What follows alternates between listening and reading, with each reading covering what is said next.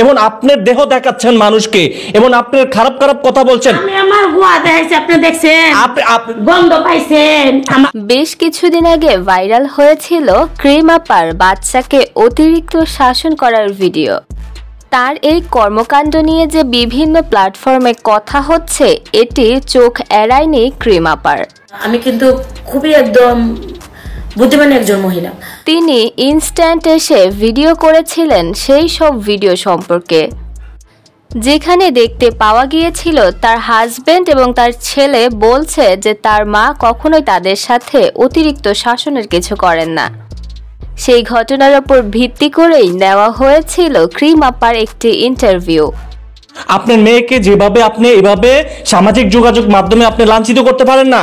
যেখানে তার পুরো ইন্টারভিউ দেওয়ার একটি অংশে তিনি বলেছিলেন, আমার মেয়েকে আমি ছোটবেলা থেকেই টাইটে রাখি, যাতে বড় হয়েও আমার কথার বাইরে না যায়। আমার কথা হলো আমার পোলাপান টাইট থাকবো, শক্ত থাকবো, এটা ছোট থাকতেই বানাবো আমি। আর তার মেয়েকে করা এসব ধমকাধমকি সে শুধুমাত্রই ভিডিও বানানোর উদ্দেশ্যে করে থাকে। তার ছোট্ট বাচ্চাকে তিনি কেন ঝাল গ্রিল খাওয়ায় এবং কেন ধমকাধমকি করে, এসবে মানুষের কি আসে যায়। তার বক্তব্য, কোনো শিক্ষিত মানুষ হলে তার পারিবারিক বিষয়ে কেউ নাক গলাতো না।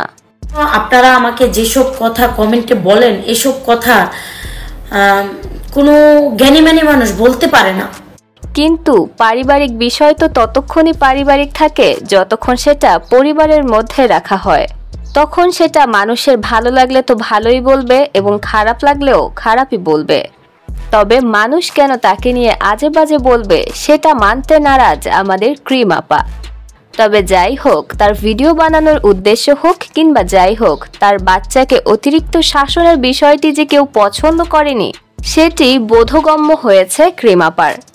যার কারণে মানুষকে দেখানোর জন্য হলেও বাচ্চার সাথে খুবই ভালো ভিডিও করছেন এখন সে।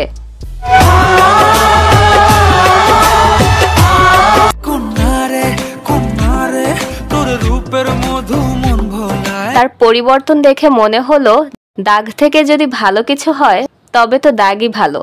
মানুষের সমালোচনার কারণে হলেও তিনি যে তার বাচ্চার সাথে ব্যবহারে পরিবর্তন এনেছে, এটাই তো অনেক।